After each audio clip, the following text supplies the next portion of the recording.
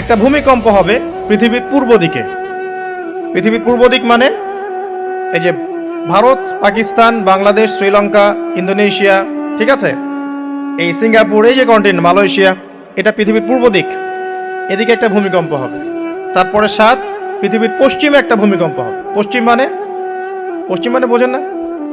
পশ্চিমা বিশ্ব না, সৌদি আরব না, পশ্চিমা বিশ্ব, ব্রিটেন, ফ্রান্স, জার্মানি, তারপরে এই যে রাশিয়ান কন্টিনেন্ট, হ্যাঁ, ইউক্রেন, এদিকে আপনার আমেরিকা, এই পুরো পশ্চিমা বিশ্ব, এখানে একটা ভূমিকম্প হবে বড়। এবং এগুলো এমন হবে যেগুলোতে ভূমি মাটিতে ধসে যাবে, মাটিতে ডুবে যাবে। ভূমিকম্প না, ভূমিধস। 8 পৃথিবীর মাঝখানে মধ্যপ্রাচ্যে একটা ভূমিকম্প হবে, যেখানে আমাদের সো কল্ড আমিরুল মুমিনিনরা থাকে, এদের এখানে একটা ভূমিকম্প হবে ইনশাআল্লাহ।